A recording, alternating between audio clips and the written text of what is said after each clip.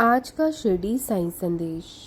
मेरे बच्चे, क्या तुम्हें पता है जिन चीज़ों के लिए तुम इतना दुखी होते हो, परेशान होते हो, चिंतित होते हो, वो दरअसल कुछ भी तुम्हारा अपना नहीं है। एक एक पल, एक एक श्वास तुम्हारे कीमती हैं। दिन, महीने, साल गुजरते जा रहे हैं तुम्हारी ज़िंदगी के, और तुम अभी तक राह भटके पड़े हो। तुम्हें अभी तक अपने लक्ष्य ही नहीं मालूम कि तुम्हें किस मंजिल की ओर चलना चाहिए। तुम रास्ता भटक गए हो। तुम इस संसार के रिश्तों में ही उलझ कर रह गए हो। इस संसार में तुम क्या करने आए थे, तुम भूल गए हो शायद। मेरे बच्चे, ये मानव शरीर नश्वर है। एक दिन सबने मिट्टी में ही मिल जाना है। हम सब माटी के ही पुतले हैं। तुम संसार के रिश्ते, नातों, झूठ, सच, नफरत, प्रेम, इन सब में ही उलझ गए हो। ये संसार स्वार्थ का है। जब तक तुम इन सब के लिए करते रहोगे, तब तक ही वो तुम्हारे हैं।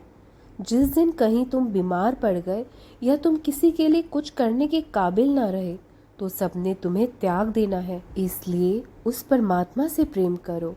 मनाना है तो उस मालिक को मनाओ, क्योंकि वो तुमसे निस्वार्थ प्रेम करता है। वो बदले में तुमसे कुछ नहीं चाहता। वो तो सिर्फ तुम्हारे भाव का भूखा है। अपने आप को खुश रखना चाहते हो तो उस मालिक से, उस परमात्मा से अपनी लगन लगाओ, उनको चाहो। वो तुम्हारा जब तक तुम्हारी सांसें चल रही हैं तब तक साथ देता ही है, बल्कि वो तुम्हारी सांसों के बाद का सफ़र भी आसान कर देता है। इसलिए मेरे बच्चे, कहीं देर ना हो जाए। जो तुम्हारी असली मंजिल है उसे पहचानो। इसलिए इन सब बेकार की बातों से कि किसने तुम्हारे साथ क्या किया, तुम्हारे साथ क्यों किया, कैसे किया, ये सब अतीत की बातें त्याग दो, क्योंकि किसी भी इंसान के पल का भरोसा नहीं है। अपने मन से गिले शिकवे मिटा दो और आगे बढ़ो। इस सब बातों में कुछ नहीं रखा है।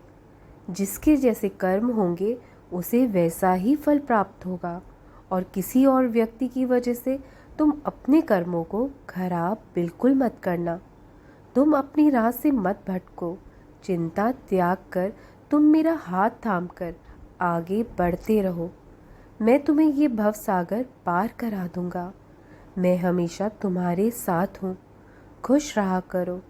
राम कृष्ण हरे, राम कृष्ण हरे, राम कृष्ण हरे।